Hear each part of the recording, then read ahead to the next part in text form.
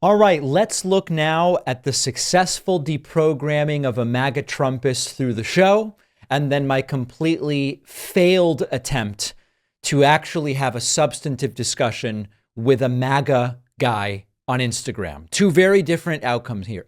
Let's start with an email I received from George. George wrote to me and said, David, my father is about the most hardcore conservative Republican you can imagine. He has said over the years he would sooner die than vote for a Democrat. I sent him your video about Sarah Matthews saying she will vote for Biden. That's the former Trump aide, Matthews. My father just called me. He watched the video and he said he's going to vote for Biden. I am beyond shocked. I have tried for years to convince him how dangerous Trump is, but with no success. He has said previously Trump lost him after January 6th, but no explanation as to whether that made any material difference in how he would vote. But now he's saying he will vote for Biden. He's in Arizona, no less. I am over the moon on this. He did say, I'm prohibited from telling my mom. Thanks for all you do. It's having an impact, says George. Listen, I think that this is fantastic, and we got a vote in Arizona that we did not previously have. Arizona, a critical state for this election.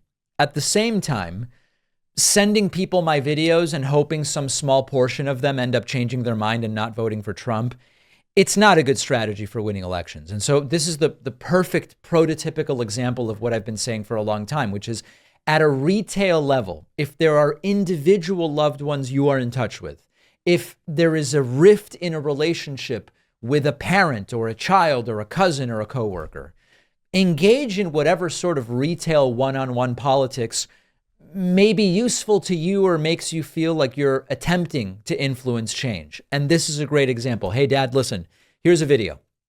Even Trump staffers are saying we've got to vote for Biden. We don't have a choice. And it happened to work. At the mass level, it is not a great strategy for winning elections. And what this election is going to come down to fundamentally is, do enough sensible and sane people go out and decide to vote? And if they do, then Joe Biden is in all likelihood going to be reelected. If they don't, and if somehow the enthusiasm ends up not behind the president who's had a successful 4 years, but rather the guy sitting in court going from criminal court to criminal court, somehow the energy could end up behind that guy, and we end up with 4 more years of Trump in the Oval Office, which would be a very scary proposition. So what we really need to do is, again, I'm not saying ignore the states that will be very one-sided, but there is not going to be a big return on investment from focusing in on California. Biden's going to easily win California. There's not going to be a big return in focusing in on Texas, although there is a movement to turn Texas blue, make Texas purple, etc. I don't think there's any way Biden wins Texas in 2024. The victory is going to come from ensuring that these razor thin margins, 10, 12, 15, 50,000 votes, Pennsylvania, Arizona, Georgia, Michigan, Wisconsin, maybe there's a scenario in which New Hampshire could be a difference maker. It's not the most common scenario. Finding the folks who realize Trump's nuts, but just don't really care that much about voting, convincing them, you've got to come out. We just need to prevent him from getting these 4 more years in the Oval Office, disconnected from that first term. He'll come back as a dictator. He said it. We've got to prevent it. Motivating them to vote is going to be the way to do it. So great stuff, George.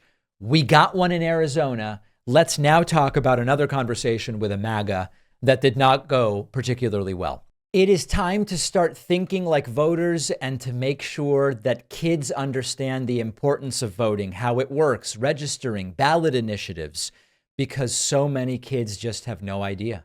That's why I wrote the new children's book, Think Like a Voter. I can think of no better time and no more important group of folks to try to reach. The book is now available at davidpakman.com/book, where, by the way, you can get the first 2 books in the series as well. Think Like a Detective and Think Like a Scientist. Really important stuff. Donate them to local libraries, classrooms, read them with the kids.